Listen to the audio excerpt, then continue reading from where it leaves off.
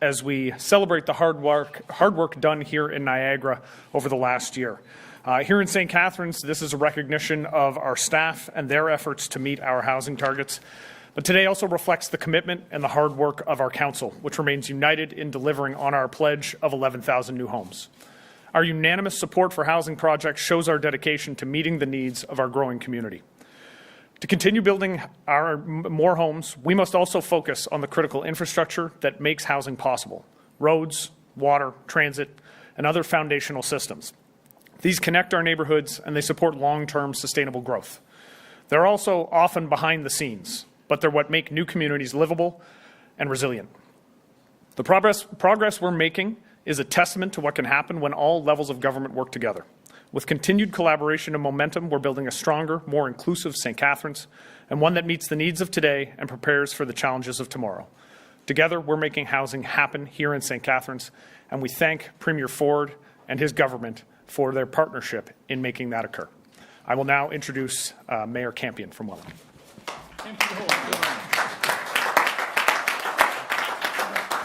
Hey, thanks for that. They're calling me Campione because I married an Italian. So first of all, I do want to thank Premier Ford. I should put my glasses on. I'm not used to reading something. I would like to thank Premier Ford and Minister Flack for Welland's allocation of the Building Fund, Faster Fund. I really do appreciate it. This is a true example of partnerships between the province, municipalities, local staffs, and builders. So it's something that is really important to us. The funds are supporting comprehensive infrastructure renewal project on 1st Street in Welland between King Street and Dover Road. The work includes replacing aging water and sewer mains with new PVC pipes and fully reconstructing the road with fresh asphalt, new concrete, curbs, gutters, and sidewalks. Total investment for this project is $3.2 million, so the money is very welcome, and if there's more, we're certainly happy to have a conversation on that. But more importantly about this project, these upgrades aren't just about replacing old pipes and pavement. They're about preparing 1st Street for the future, and that's really what we're doing here, all of us. You know, we have today, but the future is more and more housing that is required. The investment is critical in supporting significant new development, including medium, high-density residential housing and a vital affordable housing project from Habitat for Humanity. In total, the improvements we're making on 1st Street will help pave the way. This is a word that was given to me by my CAO, Rob Flack, if you want to use the word pave, to creating more than 350 housing units in this area. That's a significant number for us in just one area of our town, which would not happen without the infrastructure that we're putting in there. We're building infrastructure that will deliver better capacity, stronger performance, and more reliable service, which will support our growing community and inclusive and ready, future-ready Welland. So it's providing us what we need now, but also what we need in the future, and it is what's going to make it work. As a side note, Premier Ford and Mr. Flack, I'm pleased to inform you that Welland has thus far issued 395 dwelling unit building permits for 2005. So I expect we'll see you here. Oh, sorry, that's what, 2025, yeah. I don't know what I said. However, I expect that we'll see you here again with more checks and looking forward to a bright future for housing in Ontario and certainly in Welland and Niagara. So thank you, and I'm going to pass it on to Mayor Diodati, who has indicated he doesn't need any notes.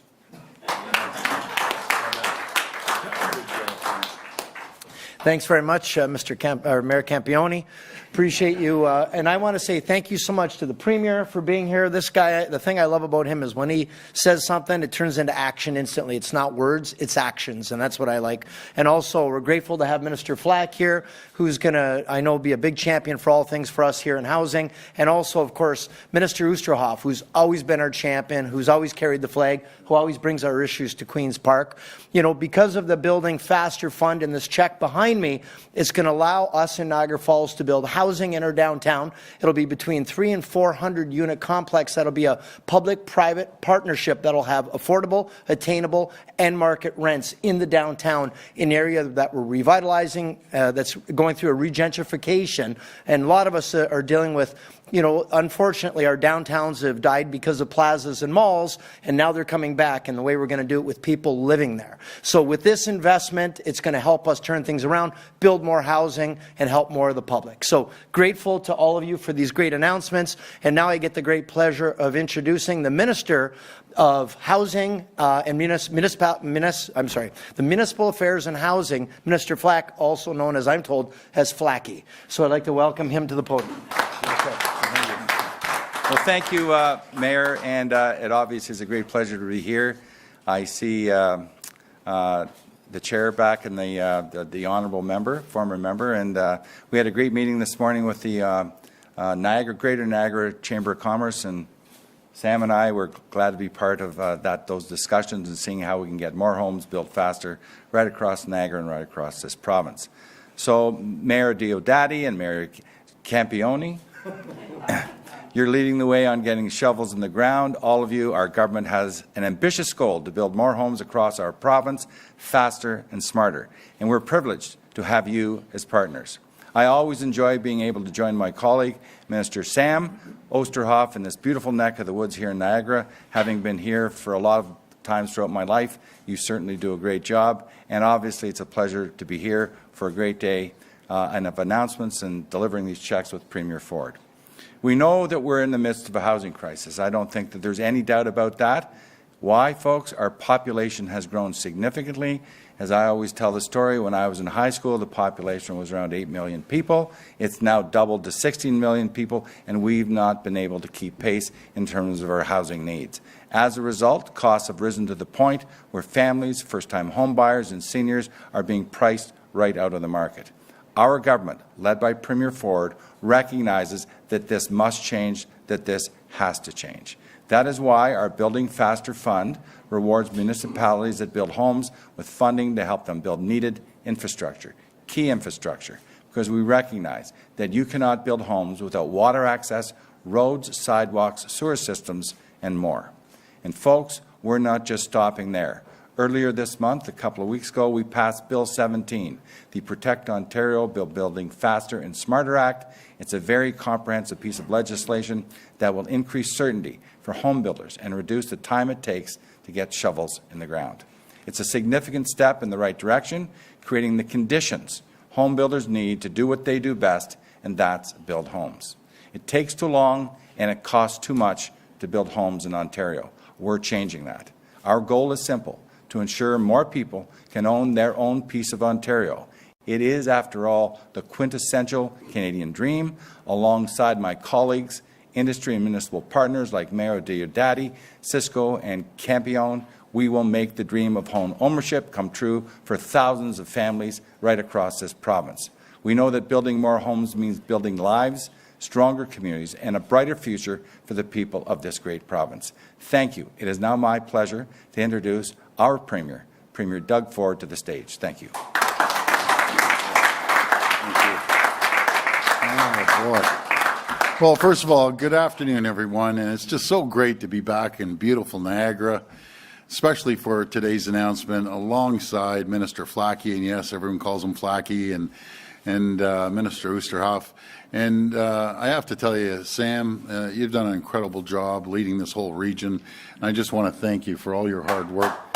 Because Sam doesn't represent one riding. I think he represents 4 or 5 in the area, and he's doing a great job. And as well as some truly incredible local leaders. Mayor Jim Diodati, thanks, Mayor. And I know we're rebuilding that whole Niagara region. And Mayor Frank Campion, thank you. And Mayor Matt Siscoe. And I want to thank Mayor Siscoe for hosting us all here today in beautiful St. Catharines. And I also want to thank all 3 of these fantastic mayors for their continued partnership in helping our government protect Ontario and build for the future. And, you know, Flacky, you were saying the population has grown. You know, back when you were in high school in the 1930s, we only had 8 million people. Now it's grown tremendously. But anyways, you always set me up. I can't help it when you lobball that into me every time we do a press conference. But anyways, folks, we all know that this is a serious time for our province. With President Trump taking direct aim at our economy, our government is doing everything in its power to cut red tape and make Ontario and Canada the strongest economy in the G7. Our government has a plan to protect Ontario from President Trump's tariffs by building a province that is more competitive, more resilient, and more self-reliant. As part of that plan, we're investing over $200 billion in infrastructure.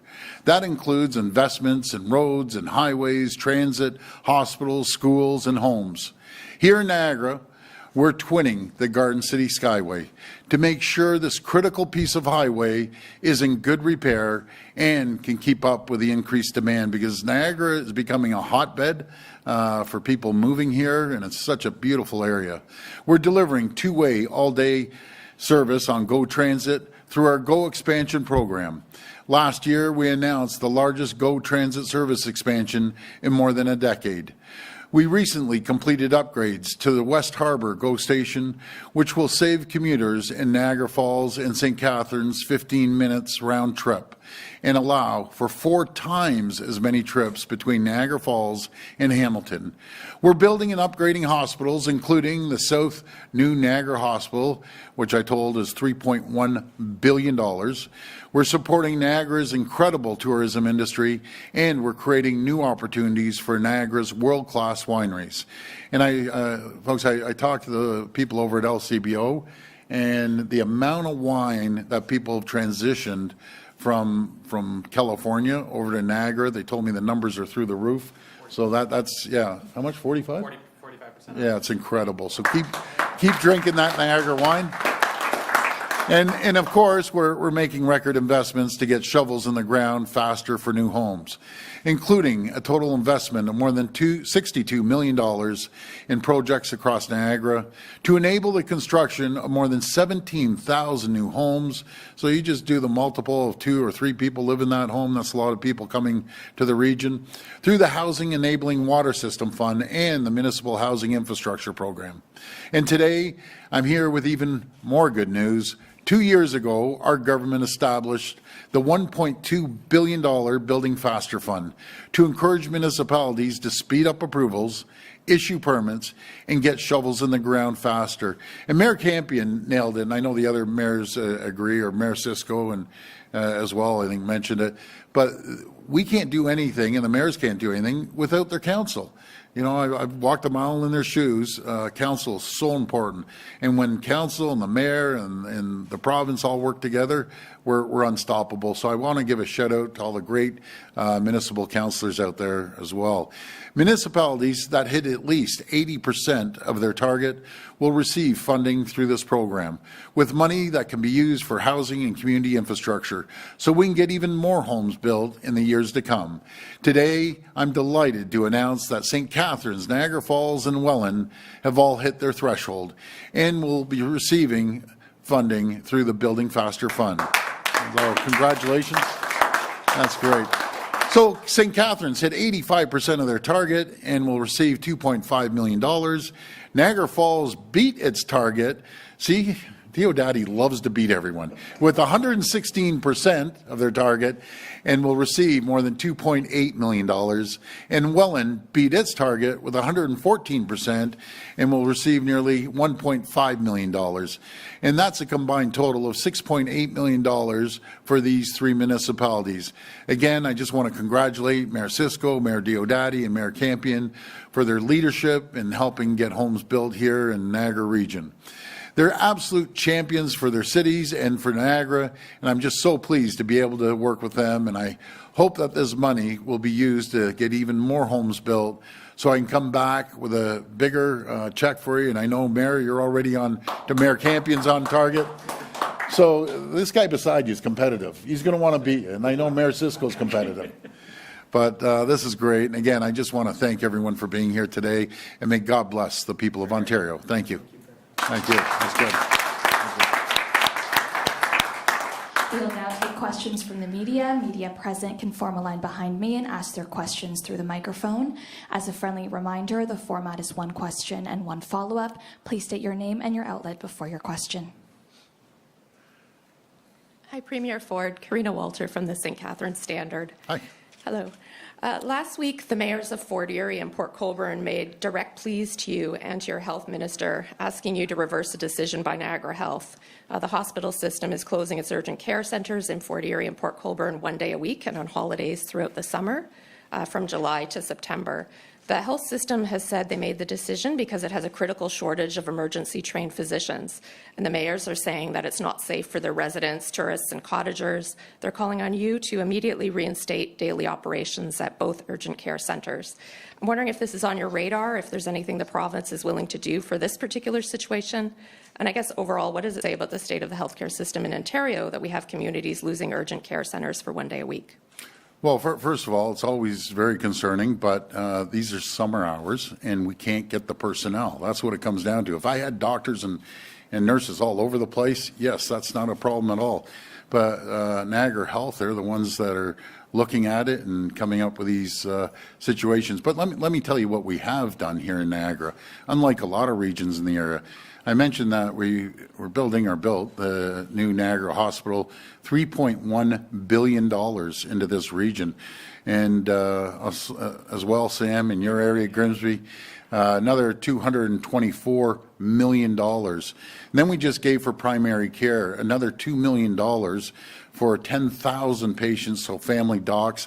And stay tuned over the next week. We're going to make another announcement, a really good announcement, for more primary care. That is where we're going to focus our funds and our resources for primary care. And it's unfortunate that summer hours and everyone's on holidays, but you see this every single summer. It's like Groundhog Day over and over again. The docs need holidays, the nurses need holidays. If I had an ample amount of docs that want to come to this region, by all means. The problem is human resources. And we're putting the medical schools, we're building medical schools, we're registered over 16,000 more docs, 100,000 more nurses, 30,000 nursing students are in school right now. So we're putting the resources in. It's an unprecedented amount of money we're spending. Folks, it's $91 billion. And I just got back from Boston, had 6 governors, and I told them we're spending $91 billion. That's larger than complete budgets of certain states on healthcare. So do we have to look at better ways of delivering it and continuous improvement?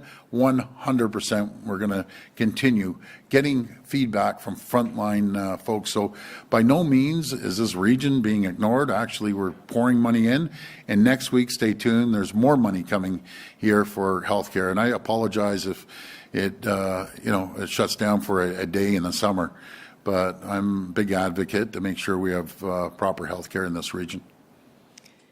When we're talking about physician recruitment, which seems to be part of the problem here, we're hearing from recently recruited internationally trained physicians about their frustration with delays that they're facing while dealing with the Ontario Immigrant Nominee Program. After arriving here in Niagara to fill desperately needed roles within our hospitals and communities, some of them feel that they're in limbo while they're waiting for their Ontario Immigrant Nominee Program nominations, and some are considering leaving the province. They're also concerned about a lack of communication about their status under the program and what they might expect to hear. Is your government taking any steps to resolve that situation? Well, the nominee program, really, at the end of the day, immigration is all controlled by the federal government.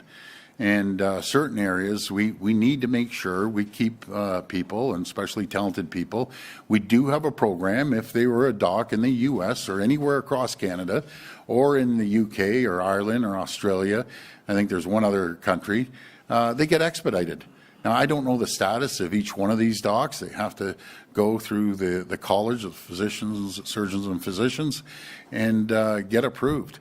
But on the immigration, I'd have to look into each case, because when I look into it, one person's from some country that's not in the program and so on and so forth. But if they're within the boundaries of those countries, and they should be expedited. Matter of fact, we can get them expedited probably in a week or so. So I'd really have to look at it case by case. And if they reach out to me, I'll reach out to the Minister of Labour and find out. But keep in mind, folks, I get endless calls for immigration. Immigration does not fall under the province. I do my best, but it falls under the federal government. And be very frank, no matter what party's in charge up there, immigration's a tough file up there. no one seems to be able to get it together, no matter if it was the Conservatives or Liberals, because there's a tremendous amount of people. Give you an example. Yesterday, when I was with Mayor Chow, just Toronto grew by 237,000 people in 1 year. Like, where do you put everyone? Where do you put the housing, the infrastructure, the roads, the highways? I go down to towns in the U.S. and big cities are 230,000, 300,000. It's like every year we're getting a city like the size of Boston, it seems. So we're doing everything we can to keep up with the immigration. Thank you. Premier Ford. Martin Trainer, CBC News. Hi, Martin. You're saying Ontario wine sales are up 45%, but LCBO is reporting wine sales are down 13% in the province. So how much of a hit is the province taking due to your government pulling American wine from Ontario? I don't know if people are changing the wine. I met with the CEO this morning, face to face, in the chair, and they're telling me Ontario wines are through the roof. I didn't ask the overall sales, and it's almost like the beer. A lot of people are changing their drinking habits. You know, some people are, changing to coolers.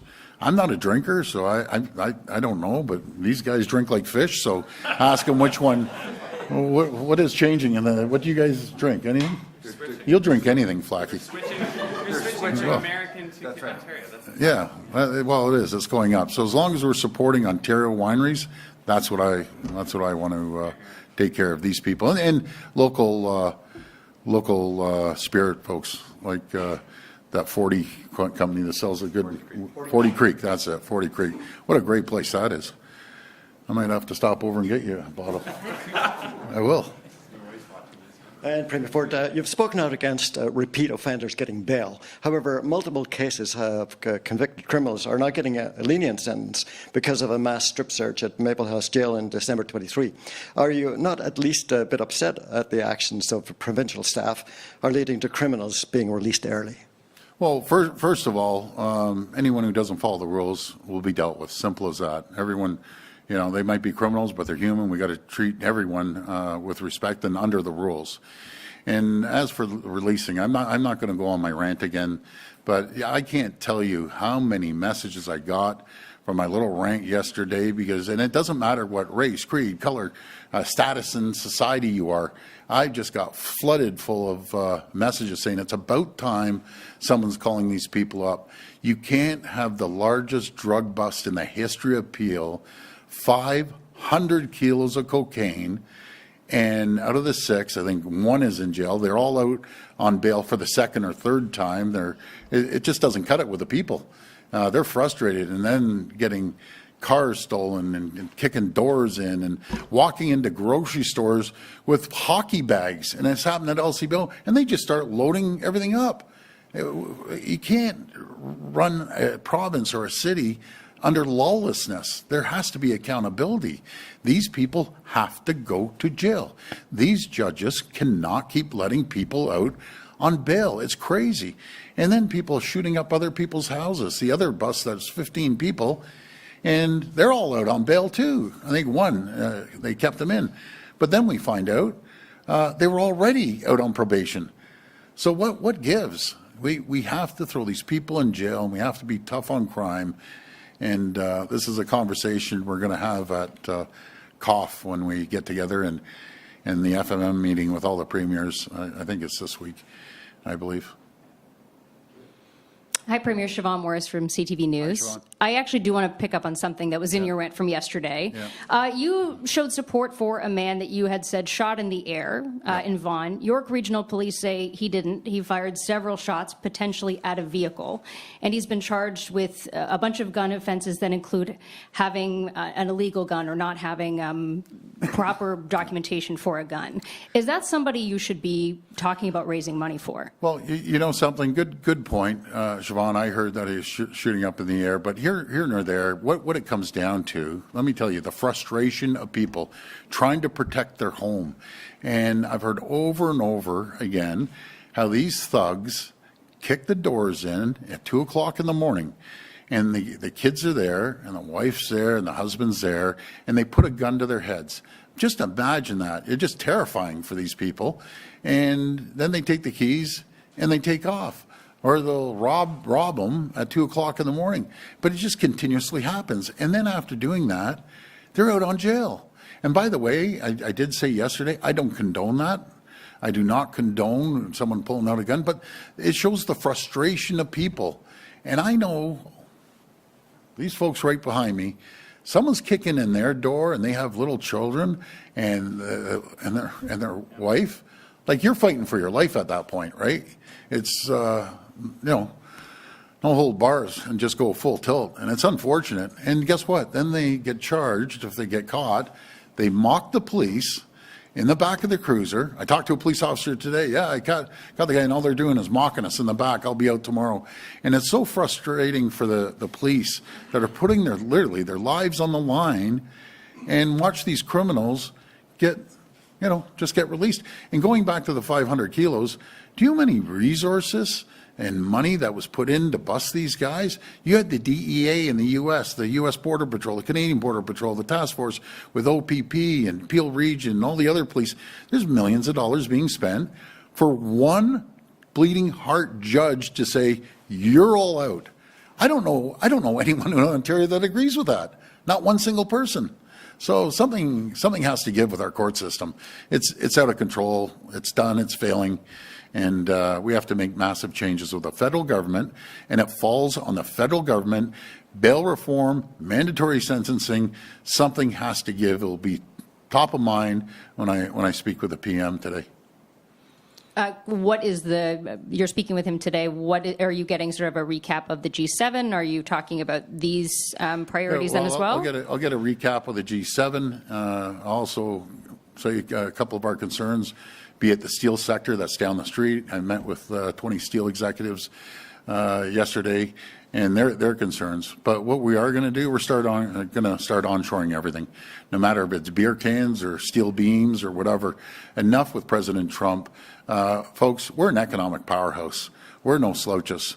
We're one of the powerhouses around the world, but one of the powerhouses in North America. And we're just going to start onshoring, producing beer cans, soda cans, everything. And too bad for the U.S. They just lost $1 billion, probably even more than $1 billion. And we're going to start onboarding the steel sector to save the DeFascos, the Stelcos, and everyone else that was in the office yesterday. We're going to protect them. We're going to protect the people's jobs. And we're going to do whatever we can to fight against Donald Trump. Hi, Premier. Laura Stone, Globe and Mail. Hey, Laura. Hey, you've referenced a couple times now your meeting with the 40 chiefs this week. Can we get some basic details of that? Is that the Anishinaabe Nation chiefs? Is it when is it? Is it at Queen's Park? It's tomorrow. Yeah, it's going to be tomorrow, and look forward to seeing you there. And we'll have a little press conference after. Great. It's to sit down with the 40 chiefs and have a conversation with them. That there's an opportunity of a lifetime for them. We're giving them $3 billion with a B, $3 billion to be equity partners to make their communities more prosperous and wealthier and have services they've never had before. A lot of these communities, vast majority, are living on diesel throughout the winter. They don't even have roads. They don't get fresh fruit. So this is going to change their lives. And then on top of it, we're going to give them $70 million for training, similar like the Skills Development Fund, to train up their community. And then the last one is $10 million for scholarships. And wouldn't it be great if a young Indigenous person goes out and gets a free scholarship ride and becomes whatever, engineer, lawyer, doctor, whatever they decide to do.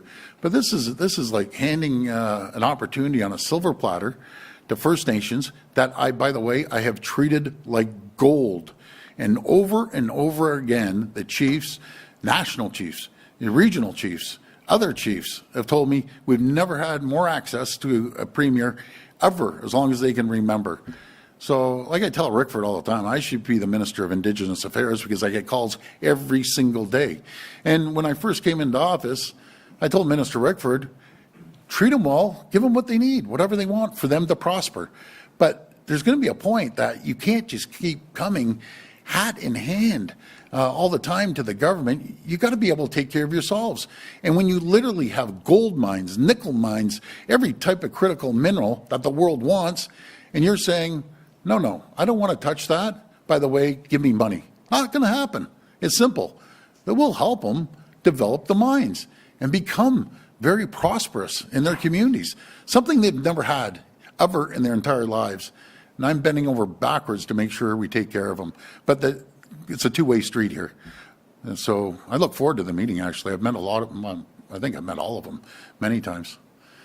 Premier, with respect, if you're treating them like gold, as you say, why are a predominant number of them all coming out against you? I mean, they're saying that they want economic development for their communities. They want a better future, but they dislike greatly Bill 5 and the way you've approached this. Well, first of all, we're under consultation with them. We're always going to respect treaty rights. We're always going to have duty to consult. And Laura, you know, let's be honest with the folks here. Saul, which you're down there all the time, head of the NDP member, he likes stirring it up. Ask Saul how many mines are in his area. Quite a few of them. And when it comes to duty consult, I've learned many things, but one thing I've learned, you become an equity partner with the Indigenous community, that's the consulting. Let's start moving. They want to move. They want to get shovels in the ground and move forward. So we're going to continue with a consultation all the way through the summer. Minister Rickford is going to be visiting a lot of communities along with Minister Lecce, and it's going to be their choice. Either want to be stagnant and live on diesel and live on, you know, not getting fresh fruit, not getting your kids properly given an opportunity to thrive and prosper, that's fine. Go for it.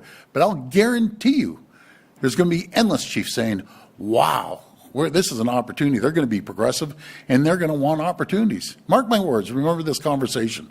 They're going to have endless opportunities. Those who don't want it, fine. Those who do, we're going to support.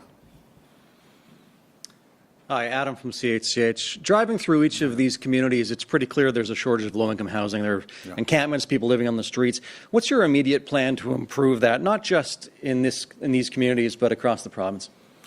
You know something, I had a whole list of how much we put in homeless shelters. I should have grabbed it off my assistant, but it's staggering amounts of money we poured into this area. And Sam, I think I asked her to send it over. Maybe you'd know better than I would in the region. Sure.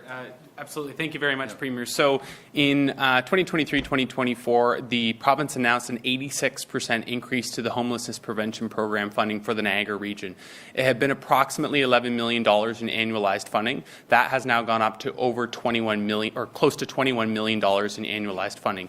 The result of that funding you can see in different locations here in St. Catharines. I know we're going to be bringing Minister Flack by. We've had Minister Calandra when he was Minister of Housing with Mayor Siscoe to see exactly how those investments are being rolled out. Another big piece, though, is also the mental health and addiction recovery treatment sites that has been announced, over $6.5 million a year, again, in new annualized funding going into this region, which is going to provide supportive wraparound housing for many of those individuals who are in encampments and, frankly, struggling often with mental health and addictions as well. So this is a government that has massively increased the envelope to Niagara region, which was a long-standing advocacy effort from the region through successive governments who never listened. This is the Premier and the Minister who did.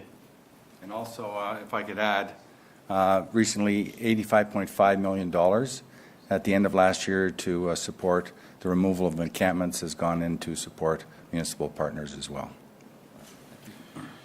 Yeah, I'd probably be there for another 20 minutes. If Jules ever pulled that up on the screen, I'd read it off. Like literally, the list is this long. The tens of millions of dollars we put into the region. It was staggering. When she gave me the list, I said, I'll take a half an hour reading all this off. So this region's getting a lot of love, a ton of love, actually. All right, this one's a little off topic. In Hamilton, fewer than half of public schools in the city have proper air conditioning, and the board is saying it will take upwards of $200 million to fix that. Well, what can you do to help? Well, we've increased funding from 20 billion up to 30 billion, and we're building $16 billion of new schools across the province. Let's all remember 7 years ago, the Liberals closed 600 schools. We have never closed any, and we're building 16 billion more schools. But I also want to give Paul Calandra credit, Minister of Education. We're actually, for the first time, we're holding the boards accountable. I get more complaints from teachers that can't stand the boards, by the way, parents and administrators, and examples of school boards. I'll give you my two favorite. You know, out in Brant, the school trustees thought it was a great idea to spend $100,000 on a junket over to Italy or no, I'm sorry, $125,000 of the taxpayers' money to buy $100,000 of beautiful Italian artwork. I love Italians. I love their artwork. But you aren't going flying over to Italy to buy artwork. Like, this is a waste of money. And my favorite is the TDSB. That place is a mess, so we're going to straighten that out. But TDSB has a great idea. Let's complain to the provincial government. We don't have money. But let's go out and get a private box for $21,000 to go watch a Blue Jays game. Because they're entitled. That's the difference. So we're going to hold them accountable. We're always going to fund infrastructure when it comes to schools. We're always going to continue building schools, unlike any government in recent memory. So that's what we're going to do. But the school boards, you got to get your act together because we're coming. Bring it forward, Mark from Cogeco. Yes. It's my understanding that the province has been exploring some bold ideas and strategies to grow tourism in Niagara. With you being in the area today, I was hoping you could provide an update. Yeah, but before I hand it over to Mayor Diodati, because he's been the cheerleader, and I know Sam has right behind him too, we're going to turn this, it's already beautiful, but we're going to make it a destination that everyone in the world comes here, and Mayor, you can correct me when you get up here, but 11 million people visit Niagara Falls. But the plans being led by Mayor Diodati, like, they're out of this world. So I went to see some Americans, and Governor Hochul always, says, "Oh, Niagara's beautiful and everything." And then there was someone beside him. They said, "But Niagara Falls, Ontario, is much nicer than Niagara Falls, New York." So we get a lot of tourists from Niagara coming over, and we welcome them with open arms. But go ahead, Mayor, because you're the biggest champion, and so is Sam.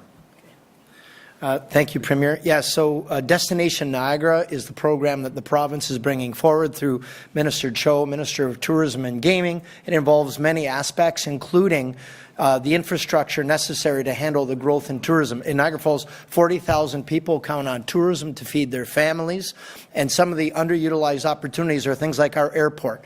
A lot of people here locally, and this airport is owned by the City of Niagara Falls, City of St. Catharines, and the town of Niagara-on-the-Lake. It's an underutilized asset. We're the biggest population in Canada without regular daily scheduled flights. The opportunity this presents by adding 2,500 feet to the runway, we can have 737s and Airbus 220s and 320s coming and going, expanding our GO train. This is part of the program to hourly service, investing in gaming and non-gaming opportunities, things that'll be attractions in Niagara Falls, and as well major investments with, we've got the chair of the Niagara Parks Commission here, Bob Gale, and I know the Premier's working very closely with the Parks Commission to bring more tourism. And as I mentioned earlier, 40,000 people count on tourism. This is the way to service, as they say, brush the teeth you want to keep, and the Premier's all over this one. Thank you, Premier. Thank you. And maybe just to build on that, I don't want to speak for too long, but I will say that once you start going into the list of the investments that have been made since this government came to office, I can tell you growing up in the Niagara region, it often felt like the world ended at the Burlington Skyway and Niagara didn't matter. But this is a premier and a team who even this week alone, we had Minister of Environment down on Monday, we had the Minister of Tourism, Culture and Gaming down on Monday, coming and visiting with Mayor Diodati and with other folks. The premier has been down since the beginning of this year 7 times. That's more than once a month. I did the math on that. Every time they come down, they don't just come down, they share good news. So I'll give a couple examples of what that looks like. You talked about the airport. The feasibility study for that expanded airport and the tourism it will drive was in the 2025 budget.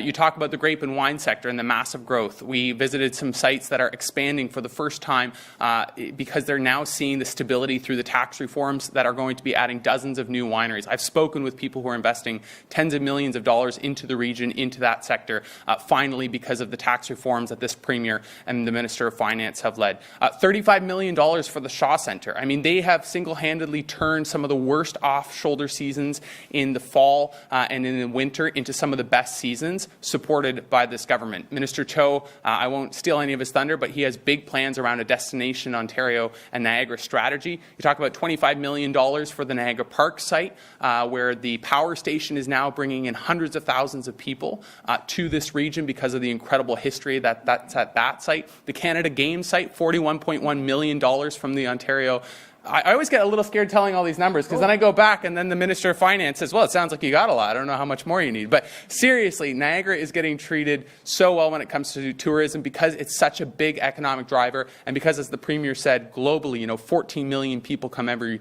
year to this region, and we know we can hit 20 pretty soon with the right supports. Thank you. Yeah, and as the Mayor said, Chair, you're doing a great job, and our regional chair too. Thank you for all your support too. This will be the last reporter. Mr. Premier, Jamie with City TV. Hey, Jamie. Toronto Police, along with other police forces right now, is having a press conference regarding tow truck violence. Some of the numbers are pretty staggering. 13% of the gun-related shootings in Toronto and the area in 2024 were a result of the tow truck industry or involved the tow truck. 2025, it was 15%. They have some pretty staggering numbers about the crimes, mass shootings, fire bombings. The tow truck industry falls under the Ministry of Transportation. You've tried to regulate it before. Is there anything else you can do to try and bring this industry back into control? Yeah, good question, Jamie. So we've put a task force together headed up by the OPP, Commissioner Creek, and all the other regions around there. Isn't it a shame, Jamie, because there's some really good, honest, hardworking tow truck drivers that are just trying to make a living. And then there's some really bad dudes, and they're just bad. And if they start shooting up, they need to go to jail. They need to have their tow truck confiscated. The company they're working for needs to be held accountable. Like, guys, we've been up here 100 times. Like, get your act together. Like, if you want to start shooting streets up, you're going to bring heat like you've never seen before. We're going to catch you, and you're going to jail. Like, get it together. I've never seen anything like it. But this all goes back to making sure the federal government does bail reform, make sure they have mandatory sentencing. Now, if you commit a heinous crime or you try to hurt the community, you need to go to jail for a long time. And then that message goes to all of their buddies, all the gangsters, and they're saying, hey, we aren't going to get a slap on the wrist. We're going to federal penitentiary for years. That will wake them up real quick. I can tell you, Jamie, talking to everyone, and I talk to a lot of soccer moms are my favorite because they're the matriarchs of their family. They're terrified to go out at night, to go on the subway, to go anywhere because they're terrified something's going to happen. Can't have lawlessness, and we're going to come down hard and heavy on these criminals to make sure communities are safe. We all grew up, we never had to worry about guys running around with guns. We got to get back to that. So we're heavy on making sure we hold people accountable and getting the court system fixed once and for all, and making sure we hire tough on crime judges. That's the solution. Letting them off on bail to recommit the crime the next day doesn't cut it because they have no fear. They have to have fear. I understand that there is a federal responsibility that is being debated, but there's also a provincial responsibility here. Tow trucks are licensed. Is there something that the province can do? Yeah. So the minister did that. I think it was under Carolyn Mulroney that we switched that whole program to make sure, and you see signs on the highways. So, an accident, then all of a sudden you see 20 tow trucks all going at it. No. We have contracts with certain reputable tow truck companies. And if you mess around, you break the law, the license is done. They're done. But man, they're playing Russian roulette. Like, we aren't messing around. We're going to pull their license and catch them if they commit a crime, and they're going to jail. Simple as that. But do you know what it is, folks? People, I've never seen it in 30 years. Our family's been in politics, 3 generations. I've never seen a fever pitch that people are fed up with all the nonsense and crime and not feeling safe. Never seen it before like this. That's right up there. That's the healthcare, economy, and crime. Usually crime used to be down on number 10 out of 10. Now it's right up in the top. People are done with us. That concludes our press conference. Thank you. Thank you so much, everyone. You take care. God bless. Thank you.